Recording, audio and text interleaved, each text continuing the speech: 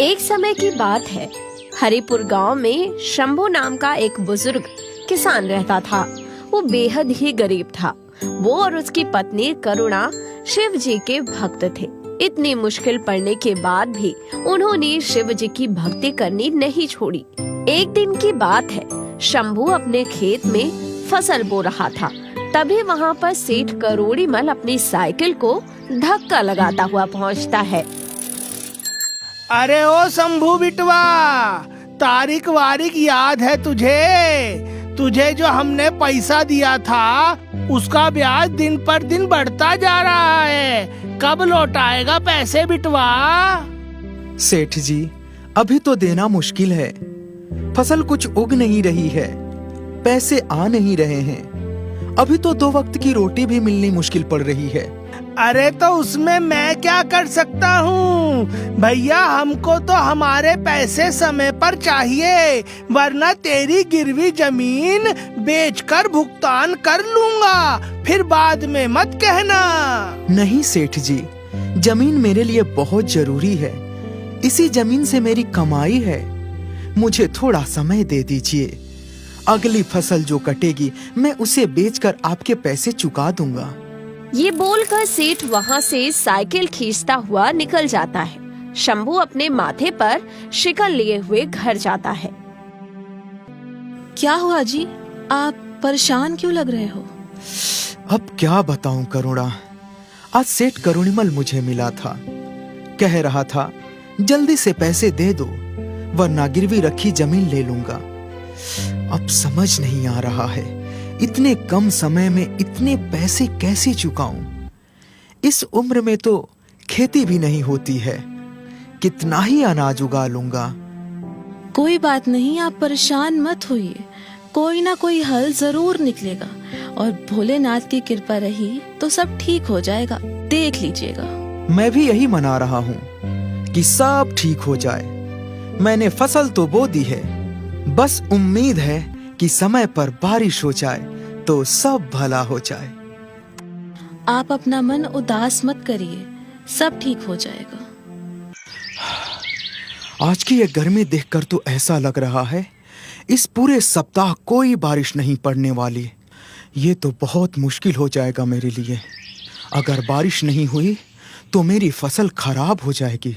भोलेनाथ मेरी मदद करो। ये कहकर शंभू निराश मन लिए वहाँ से लौट आता है। शंभू रोज अपने खेत में जाता और मौसम का मुआयना लेता, लेकिन उसे बारिश की कोई उम्मीद नजर नहीं आती। अरे चाचा, क्या आसमान की ओर टुकुर टुकुर देख रहे हो? बस यही कि बारिश कब आएगी। अखबार भी पढ़ लिया करो। इस साल सूखा पड़ेगा, बारिश नहीं होगी। वैसे ये तो बताओ, खेत में बोया क्या है? धान बोया था बेटा। ओहो, तब तो बहुत दिक्कत की बात है। धान के लिए तो बारिश बहुत जरूरी है। हे भोलेनाथ, ये कैसी खबर सुनाई तूने?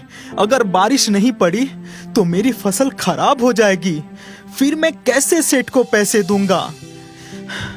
नहीं, ऐसा नहीं हो सकता। शंभू आंखों में आस लिए भगवान शिव के मंदिर में पहुंचता है और भगवान शिव से गुहार करने लगता है। हे महादेव, मेरी मदद कीजिए। आखिर मेरी पूजा में ऐसी क्या कसर रह गई थी जो मुझे इतने बुरे दिन देखने पड़ रहे हैं? महादेव, मेरा घर जमीन सब दांव पर लगा हुआ है। यदि मेरी फसल ना होगी तो मैं कैसे अपना कर्ज चुकाऊंगा? महादेव, मैं आपके पास उम्मीद लेकर आया हूँ। आपको मेरी मदद करनी ही होगी, वरना यहीं मैं अपना सर पीट पीट कर मर जाऊंगा। और ये बोलकर शंभू अपना सिर शिव जी के आगे पीटने लगता है। देखते देखते उसके सर से खून आने लगता है, लेकिन शंभू फिर भी अपने आप को नहीं रोकता। उतने में एक हाथ शंभू के सिर पर आता है। उस हाथ के स्पर्श से शंभू के सिर की चोट गायब हो जाती है और फिर शंभू भी अपने आप को रोक लेता है। शंभू पीछे मुड़ के देखता है तो उसे एक व्यक्ति दिखाई पड़ता है जिसके पास एक लाठी और कंधे पर एक झोला होता है। तुम कौन हो भाई? तुमने मुझे रोका क्यों? और तुम्हारे छूने से ये मेरी चोट कैसे ठीक हो गई? अरे इतने सारे सवाल एक बार में? ये सब तो मुझे नहीं मालूम, लेकिन मैं अपने बारे में बस इतना बता सकता हूँ कि मेरा नाम भोला है। मैं काम की तलाश में भटक रहा हूँ। आप मुझे कोई काम दे सकते हैं क्या? आप मुझे कोई काम देते तो बहुत अच्छा होता। मुझे सब आता है। अरे भैया, यहाँ मेरे पास खुद कुछ खाने को नहीं है, मैं आपको कैसे काम दे दूं? अरे घबराइए मत, मैं आपसे पैसे नहीं मांगूंगा। मुझे बस एक वक्त का खाना दे दीजिएगा। ये तो सही है, ये बस एक समय का खाना ही मांग रहा है। मैं भी बूढ़ा हो चुका हूँ, कब तक काम करूंगा? इसको काम पर रख लेता हूँ, इसी से सारा काम कराऊंगा। ठीक है, चलो फिर मैं तुमको काम दे देता हूँ। भोला शंभू के साथ उसके घर जाता है। शंभू भोला को अपनी पत्नी करुणा से मिलवाता है। फिर करुणा भोला के लिए कुछ खाना बनाती है और उसे बैठाकर खाना खिलाती है। अरे वाह, बहुत दिन बाद इतना स्वादिष्ट खाना खाने को मिला। मैं तृप्त हो गया। अब बताइए मालिक, मुझे क्या काम करना होगा? ऐसा कोई खास काम तो है नहीं मेरे पास, पर एक खेत में मैंने धान बो रखा है। बारिश का इंतजार कर रहा हूँ, बारिश हो तो कुछ काम बने। बारिश? बस बारिश को लेकर आप परेशान हो? मालिक, आप चिंता मत करिए, मैं आपकी सारी समस्या दूर कर दूंगा। ये मेरी लाठी है ना, इससे मैं सारे बादल लपेटकर आपके खेत में ले आऊंगा। आप बस देखते रहिए। हाँ ठीक है, हम भी देखते हैं। शंभू को लगता है कि भोला कोई आम इंसान है, इसलिए वो उसकी बातों को मजाक में लेता है। दूसरी ओर भोला के रूप में आए भोलेनाथ अपनी लाठी के इशारों से सारे बादल गांव में लाकर बारिश करा देते हैं। जमीन पर बारिश की बूंदें पड़ते ही सारा गांव खुशियों से झूम उठता है और बारिश होते देख शंभू भी बहुत खुश होता है। करुणा, देखो बारिश आ रही है, अब हमारी फसल खराब नहीं होगी। मैंने कहा था ना, भोलेनाथ हमारी मदद जरूर करेंगे। देखो बारिश आने लगी। हर हर महादेव। हाँ मालिक, आपने मुझे बुलाया क्या?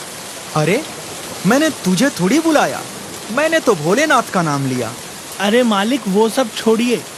आप बाहर देख रहे हो ना, बारिश हो रही है और मैंने आपसे क्या कहा था, मैं बारिश करा दूंगा। लेकिन आप लोग मेरी बात ही नहीं मानते हैं। अब देखना, मैं आ गया हूँ, अब समय समय पर बारिश होगी। करुणा, मुझे लगता है कि भोला वो नहीं है जो हमें दिख रहा है। तो फिर कौन है जी? जो भी है, ये हमारी सोच से परे है। इसके बाद शिवजी भोला के रूप में शंभू और करुणा की देखभाल करने लगे। उनके होने से समय समय पर बारिश होने लगी। कुछ दिनों में ही शंभू की फसल लहलहाने लगी। देखते देखते फसल की कटाई का समय आ गया। भोला धान काट कर घर लाता है। शंभू देखता है कि भोला सिर्फ ऊपर की फसल काट कर लाया है, धान का निचला भाग यानी पौधा नहीं लाया। अरे भोला, ये तो सिर्फ धान है, नीचे का पौधा कहाँ है? उन्हें काटना भूल गया क्या? अरे मालिक, वो मैंने जानबूझकर नहीं काटा, क्योंकि कल उन पर दोबारा धान उगेंगे। अरे पागल है क्या? कोई आम का पेड़ है जो एक बार उगने के बाद बार बार फसल देगा? धान का पौधा एक ही बार धान देता है। अच्छा, तो कल आप लोग मेरे साथ चलना और अपनी आंखों से देख लेना। अगले दिन करुणा और शंभू भोला के साथ खेत में जाते हैं और वो दोनों ये देखकर चौंक जाते हैं कि उन पुराने धान के पौधों पर नए धान लग गए हैं। ये देख दोनों का सिर चकरा जाता है और इतने देर में ही शंभू भोला के पैरों में गिर जाता है। प्रभु, अपने असली स्वरूप में आइए प्रभु, मुझे आपके दर्शन करने हैं। मुझे पता है आप कोई आम इंसान नहीं, आप महादेव हैं। इतना कहते ही महादेव अपने असली स्वरूप में आ जाते हैं। महादेव को अपने सामने देख शंभू और करुणा नतमस्तक हो जाते हैं। मुझे शक था कि भोला कोई आम इंसान नहीं है। भगवान, आपने हमें दर्शन देकर हमारा जीवन धन्य कर दिया। उठो शंभू, मैं यहाँ तुम्हारी मदद करने आया था।